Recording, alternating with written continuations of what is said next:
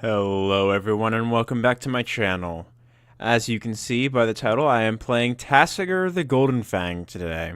I'm playing against BLK Drill 1. Pretty hard to go about name. If you're shrewd, you'll notice I've changed my avatar image. I picked up a Zedru avatar, Zedru the Great-Hearted, in one of my recent trades with just some bots. I was exchanging some of the cards I wasn't using in most of my decks for some tickets, trying to get some more stuff for the decks that I do play most of the time. Zedru is one of my original commander decks that I first built. It was the first precon that I ever built, so she's got a special place in my heart. Albeit she's not the most competitive of commanders, but she can be fun every now and then. I'll typically pull out an old Zedru list if I want to play group hug or a little bit of group slug. So, without any further ado, let's get into it. Tasigur the Golden Fang, playing against Leovold, Emissary of Trest, the old bug and the new bug matchup. So, the two scariest commanders in the bug archetype, I would think, in my opinion. I see a slightly rough opening hand. If Null Profusion was another land, this hand would probably be a snap keep. As it is, it's on the border, but because it has Sylvan Library, and I'm on the play instead of the draw, I feel good about it, because that means I'll at least get one draw step with Sylvan Library, barring any fast shenanigans from Leovold, before Leovold can come into play. And I'll get at least a draw 2 off of this for 8 life. That said, if they do have fast shenanigans, I have the Pongify to kill Leovold at least the first time. So I know I will get a draw 2 off of the Sylvan, provided that it resolves and isn't destroyed itself. Other than that, I have a green mana. This will get me blue-black. So I think I'm in a decent shape. I just need to draw in the lands, and Sylvan Library can do that for me. So I keep this hand. I wish this Null Profusion was any other land, and then it'd be fantastic. But unfortunately, it's not. Because that means I could go turn 1 Sakura Tribe Scout, turn 2 Sylvan Library, using Sakura Tribe Scout to play Tranquil Thicket, and really get out of the gate quickly.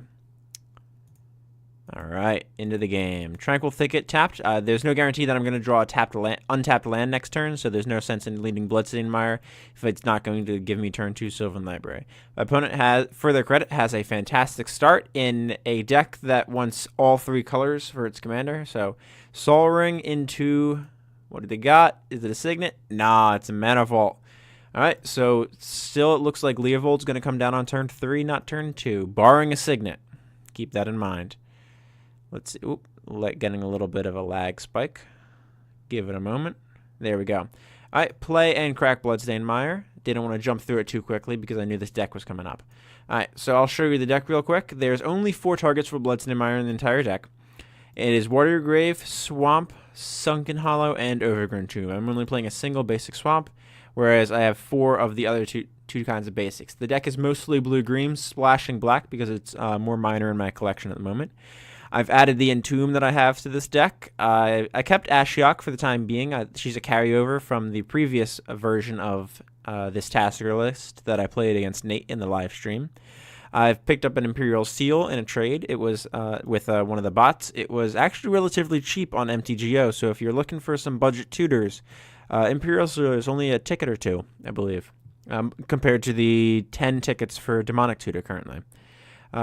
So it's basically a sorcery speed vamp. With Tasigur, it doesn't matter because I can mill the card away immediately anyway. So Mystic Remorse in the deck, Murderous Cut, Sower of Temptation, Stubborn Denial, and Swan Song both made their way into the deck. Gitrog Monster is another notable inclusion that I picked up. Mana Bond to dump all the lands into play if I have a good start. Barrenmoor and the Blue Cycler, some Isle, I believe. There's a blue cycling land somewhere. I don't know where it went. Not Cephalid Coliseum. So I'm playing all 3 of the colored cycling lands for the deck as well that cycle for a single mana. None of the double cyclers. Tranquil Thicket is currently in play. Just to combo with the 1 card that I wanted to build into the deck, Life from the Loam. So I'm using Bloodstained Mire. I'm going to get this Watery Grave out of my deck right now. The reason I'm getting Watery Grave here is I'm deploying Sylvan Library. Next, because I drew the Windswept Heath, this is going to get me a green X source, presumably green-blue, or green-black. And I want to be able to leave this Watery Grave open to use this Pongify on my opponent's next turn. And that prevents me from having to take damage off this Heath here, which is why I got Watery Grave over the Overgrown Tomb. This also can fetch for this Watery Grave. This can fetch for the Overgrown Tomb. So I also have this line here. All right, bounce land and go. Off of, even though he has 5 colorless mana that turn, bounce land, go, and that feels so good for me. Pick up an Entomb, and I am going to take the obligatory 8 here. I don't know how long I'm going to have the Sylvan Library active with a Leovold as my opponent, so I got to take the draw where I can get it. And I could not ask for a better draw here. I got a creature kill spell for this Leovold. Expedition map. My opponent just played a bounce land, so this says strip mine target bounce land. And the Entomb to tutor for my Life in the Loam. An absolutely fantastic draw 3 there. Well, I probably would have paid 12 life for those 3 cards if I could pick those 3. Sakura Tribe Scout. And I go for the Overgrown Tomb here, and I shock myself because I want to play this Expedition map, and I want to have the option of Pongify or Entomb this turn. And Watery Grave gives me those options. So I shock myself off that, and I was correct to use the Mire to get the Grave, Heath to get the Tomb, where everything works out. And I get the map down as well. My opponent drops the Leovold in play. Can't let me have that Sylvan Library value too long. So I'm going to trade the Pongify here. So I'm going to downgrade his 3/3 Leovold into a 3/3, my opponent's 3/3 Leovold into a 3/3 Ape. Gotta feel bad. They get to draw a card. So I'm down 1 card, they're up 1 card. So that's a difference of 2. Sylvan Library is going to draw me that difference of 2 again, if I so choose. I'm going to upkeep this Entomb, drop there's the full deck for the highlight. I do not, Lonely Sandbar, that's the cycling land. I knew I would see it in there. That is the 3rd one, just to be able to fetch out a cycling land, the Drownyard Temple, the Bazaar, and any other land, probably I don't know, Urborg, when I use Realms Uncharted, just to have a bunch of different options to go and get. I still need an Intuition for this deck as well. So I'm going to Entomb for the Life in the Loam because I have 2 fetch lands in the grave. I'm planning to strip mine off this Expedition map. It's gonna feel pretty good to have this strip mine going. I see Sword of Feast and Famine. I don't need that at this point in the game, so I'm going to push that back because I'm planning to shuffle my deck anyway. I'm going to loan back some lands. I don't feel like I'm under pressure here to strip this right now. My opponent's going to play Leovold again, I'm assuming, to try to shut down this library. They're not going to wheel prior to dropping Leovold into play. Sort of a tunnel vision that I've noticed a lot of Leovold players get. They will choose not to play a wheel effect, even when it might be advantageous for them, because Leovold is not in play, so they can't get the full value off of it. So I'm expecting Leovold to come back down off of this Sol Ring on the following turn, and I'm, of course, going to Beast Within Leovold. So I decide now's the turn that I want to try to deploy a little bit more. This also hides the activation that I have strip mine, tutor for strip mine here. And I decided to do that with the Life in the Loam rather than fetch the strip mine out, because stripping doesn't really develop my board as much as I would like. My opponent pushes the Leovold out and pushes out a Temple. It taps and sacks for 2. I'm not going to try to butcher that pronunciation. I'm going to put this Coast into play just because I don't want to take damage off it. Fetch out a Forest with my Windswept Heath. There's only 1 more target left in the deck. I've gotten 2 more targets left in the deck for Bloodstained Mire. There's Watery Grave, Overgrown Tomb. Now I have a Swamp and the Sunken Hollow left. So this is going to get Swamp and then Sunken Hollow. And then this Bloodstained Mire is going to be dead for me. I'm going to fetch out that Strip Mine. See Limdol's Vault. And I make a mistake here. I choose yes for Sylvan Library and forget that Leovold's in play. And this is an interaction you want to remember if you're playing against a Leovold opponent. Once you've decided to do yes, and they say, oh, you can't draw those 2 cards, you're required to pay 4 life for the card that you drew during your draw step. So I put this Limdol's Vault back. It would have been good in the hand. I decided my life was a little bit of a concern here because I know I'm going to give them a second 3/3. So I wanted to try to play it a little bit safe. I'm going to, of course, misplay again, cut them off 2 of their colors, but give them a card first, even though I'm planning to Beast Within. I should have done this first. They would draw a card, but then they wouldn't draw for the Strip Mine effect.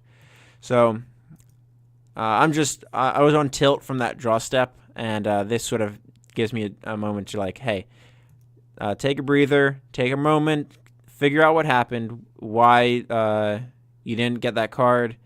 I realize what it is, and I take that moment. And sometimes that's all you need to regain your composure when you go on a tilt from something. Push this Bloodstained Mire into play, kill the Leovold, accept that they're going to get the card off of it, and decide now's the turn to run out Tasigur. I think for a sec, and then I fetch with the Mire just to fill the graveyard, and I get that second all-important basic. So now that I have the 2 basics, Bloodstained Mire sacks for effectively Underground Sea in that Sunken Hollow that's sitting in the deck right now. So I'm going to delve away some cards, and at this point, if I activate Tasigur and I hit land, they're giving me back creature removal, land tutor, actual tutor, or Life in the Loam, which I will get back anyway. I'm an extra draw step, most likely. And this is here just to chump block this beast and try to stem some of the bleeding. They send them both in. I crash it down to 14. This says Wrath to me. They're going to spend their Mana Vault on something. It's got to be big. What do you got? Ugin Spirit Dragon. Alright, well, you got a -6. That's almost all of your loyalty. Fine by me. Alright, I lose the Sylvan Library. I lost the Sakura Tribe Scout. Not big losses there. Pick up Life from the Loam.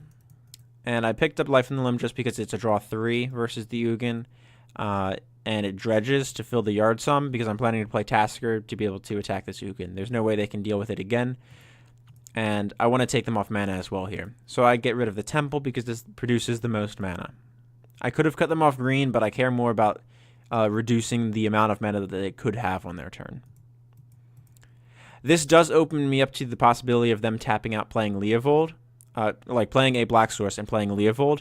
But that means they're not doing anything else with their turn. And I have Jace bounce Leovold, kill Ugin to follow up. And strip whatever land they had. I want to... Yeah, so I would 2 for Life from the Loam, get back strip, play strip, 4 for Jace bounce, strip, probably blue source, because I'm most afraid of the blue sources, kill Ugin, and then I would be at a very commanding position. So I want to sort of bait them into playing this Leovold if they have a black source. And I leave one open here just so I don't randomly get got by some spell that I'm not considering. It's not really losing me anything to delve away. I have Gitrog Monster in the graveyard, so I don't mind throwing away extra cards, because if they give me back Froggy, I am in a fantastic position.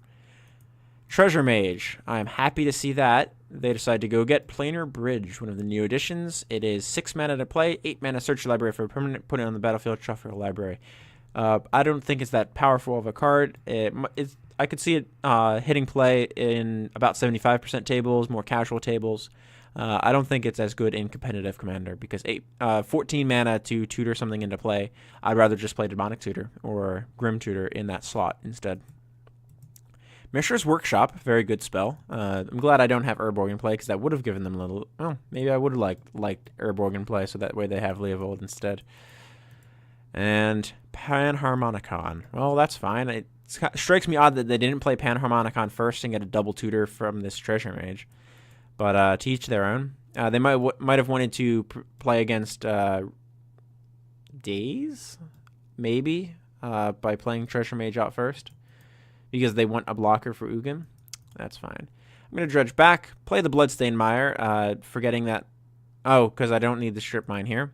Get the Sunken Hollow, and I don't want to take damage off the coast at this point. I'm trying to preserve my life total as much as possible. I am down to 10 here.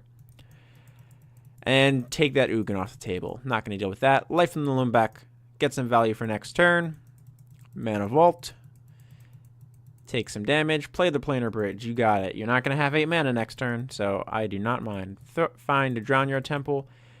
Find an amazing Jace draw. Cyclonic Rift. Thrasios. Feeling good. All right, strip their blue source here. I'm afraid of potentially Cyclonic Rift coming out. 1, 2, 3, 4, 5, 6, 7 if they play exactly Urborg, and they will have Cyclonic Rift mana. So I'm trying to cut them off the blue source specifically, because blue is going to be the thing that kills me if they have anything. My colors have been met. Thrasios is going to draw me an insane amount of value over the course of this game if it goes longer. Simic Growth Chamber, terrible card to play when I have Strip Mine going. I guess it eats the Strip Mine for one turn, but it means I can Strip Mine 2 lands instead of 1. I don't think that's a correct play. I mean, if it's their only land, I would have bounced the Workshop and hid the Workshop, because this isn't producing you any mana. At least this means I can't take you off of blue mana on my next turn. I'll still strip the Growth Chamber, but it keeps you having blue mana. Workshop, I don't know. There's no thought to stripping Workshop instead of this. It's, of course, going to be Simic Growth Chamber here. So I'm going to activate Thrasios, get a Cephalid Coliseum, dredge away Woodland Cemetery and Windswept Heath, and I misplayed a little bit. I should have put the Temple back instead of the Heath. Kept the Heath in my hand, and I would have dredged the Drownyard Temple into my graveyard. So a little bit of a blunder, no big deal. I'm going to Life from the Loam back, get that Simic Growth Chamber out of play. Jeez, and this is really just the strength. I've stripped this guy so many turns in a row. I took him off of his black mana early. He hasn't played black mana for the rest of the game. My opponent is hurting at this point. I see duress, and that's exactly what I needed here. Now that they played this Mana Vault, or untapped the Mana Vault to be able to use Planar Bridge on their turn, I'm just going to bounce that Planar Bridge. And I'm going to crash in. Post-combat, I'm going to try to duress their hand. I see Victimize, Cyclonic Rift, Planar Bridge, and Primeval Bounty. And while Bounty's obviously the strongest card, I really feel that any line that I lose this game to starts with Cyclonic Rift. And they were short on black mana, so I'm not terrified of this Victimize. I don't see black sources in their hand. They have the Treasure Mage. So I'm not terribly afraid of Victimize. They also don't have blue in play, so they can't play blue and black in one turn that will produce both colors to be able to play Treasure Mage plus Victimize. So I will be able to stop Victimize from happening by keeping their board clear. I have Toxic Deluge. I'm not worried about it. Primeval Bounty is strong, and it's a very potent card, but it's not what's going to get them out of this game. Cyclonic Rift is the start of any line for them to win this game, so I'm going to take the Rift here. All right. And what I like is in the new update, they started, when these spells reveal target opponent reveals their hand, it actually started adding them to the revealed section, which is pretty nice in my opinion. So they're going to tap some mana, drop this Primeval Bounty into play, and now this Workshop's dead to them. And if they had bounced this, they would have been able to have an extra blue mana this turn. Primeval Bounty gets them a 3 life. I'm going to use Cephalid Coliseum's Threshold ability to draw 3 and discard 3. Picking up Life from the Loam on the 3rd draw. Get Mystical Tutor, Murderous Cut as my others. I'm going to pitch away the Murderous Cut because I don't need it. I can get it back later with... I should have pitched the Null Profusion, but I still think Null Profusion is the card that gets me out of any bad situation here. Because I can play this, play a land, play Dig, or play Mystical, play Dig, draw what I Mysticaled for, then Dig. Get the Dig cards. So Null Profusion is my safety valve here at this point. I have enough mana to do plenty during my turns. So Null Profusion saves me. I'm going to strip away their source just in case. Hurting the green mana doesn't matter, make a big difference here. I destroy this just because I know they still have the Planar Bridge floating in their hand somewhere. So I want to just remove that just in case they try to play it down again. And then I don't have to Mystical for removal. I may, in fact, Mystical for removal because of the Primeval Bounty, but I'm not terribly worried about it yet. So I get this Splendid Reclamation, another new addition to the deck. I can close this. Return all land cards from your graveyard to the battlefield tapped. Fantastic spell in a land-based deck. Get Steve into play, and I'm holding up Mystical Tutor here at this point. That's all I'm worried about. Bloodspore Thranix, that's fine by me. All right. You got it. Got a 2/2. Get some life. Havenwood Battleground. It is the green sack for double mana. And I'm not quite sure why these are in his deck. I don't think they're terribly strong lands in anything but a Titania build. So it might be the budget mana base my opponent is running here. I tutor for Nature's Claim just to get this bounty off the table before he runs away with creatures. Pick up a bunch. Put back the Aqueduct. Crash in with, or activate Tasigur, get back Steve, pay 5, play and equip Swords Tasigur, crash in, put him up to 18 commander, untap my lands, make him discard the Victimize. Now that's one less thing I got to worry about. Activate Splendid Reclamation, put a ton into play. Bloodstained Mire doesn't get anything out of my deck, if you recall, so I'm going to use Dimir Aqueduct to bounce Bloodstained Mire. And at this point, if I need to, I'm planning to Jace it back on top of my deck and then crack one of these fetches to get rid of it. Play Nature's Claim, get rid of the Primeval Bounty. He can have some life, I don't care. I've got lethal on board. Play Sakura Tribe Elder. My opponent plays the island into Treasure Mage. Double gets Noxious Secure Hulk, nothing, and crashes in, chump block, scoops the game. And it's the correct scoop there. I've denied him so much mana, my opponent, so much mana over the course of this game.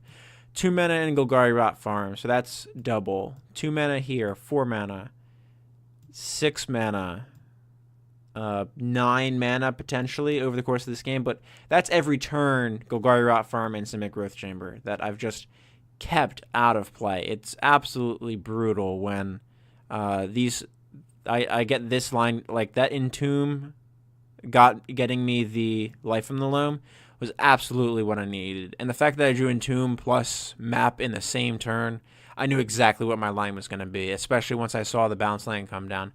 My opponent wasn't coming back from, I think, that initial strip mine.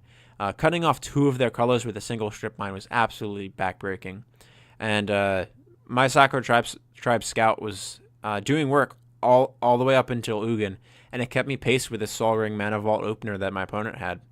So, hope you guys enjoy the gameplay. Don't forget to like, subscribe, and share the video to anyone you think might enjoy. I currently do not have a deck list typed up for Tasigur. It's not on my tapped out profile yet. Once I settle on a rough 90, I think I'm going to type up a deck list for it. There's definitely a few more cuts that I will want, cards that I will want to add that I'm just not going to get on Moto, like Exploration. There's only one printing of Exploration on MTGO for some reason. So I'm not going to be picking up that, I think it's $40 or something, or $30 on MTGO. And I justified that for Force of Will. It goes in so many decks. Exploration would go in only this, and it's not going to be worth it to me. Also, if you go back to the live stream, Barber Shenyu, I believe is how you pronounce his username, has added a deck list on Tapped Out. He commented on the Reddit post about my live stream that he typed up Nate's Breya list from just pausing the video and looking at it. I've added a link to that type up to the live stream description if you were looking for Nate's Breya control list. So you guys can check that out. Don't forget to check out Nate's channel as well. He's got some fantastic content up, and hopefully I'll be teaming up with Nate, and we'll see about getting Brian in on a 3-person live stream. Maybe have a good conversation going. Maybe we'll see how we can get it going. I've had some suggestions about what different audio programs to use to try to cut down on that robot voice that we had going on. Hopefully my audio issues are fixed. I've been using this new OBS software. I think it's going to be the new norm. And if you'll notice, I'm also in a 16:9 instead of 21:9 aspect resolution. I switched my video monitor and switched the recording software to try to get the ratio correct for most viewers. If you are a widescreen viewer and you've been liking that I've been posting widescreen, I'm sorry. The black bars are killing me. The fact that YouTube is encoding videos in 16:9 no matter what is absolutely brutal, and it bothers the crap out of me that they're doing it. It bothers the crap that that's how they're processing videos, that if I upload a 21:9, it isn't processed and shown as a 21:9. It is frustrating. It's frustrating to me as a content creator, and I'm sure it's frustrating to you all as viewers. But so let me know if you like the new aspect ratio. I'm getting 1080p in the recording software. I can't get higher than that without making a like 20 gig video.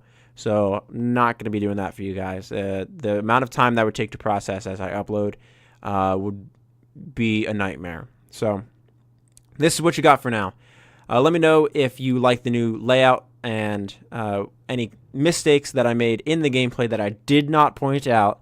Let me know in the comments down below. I always like hearing what you guys see that I didn't pick up on. Always learning, just like you guys are here. Always love hearing from you. See you all in the next one.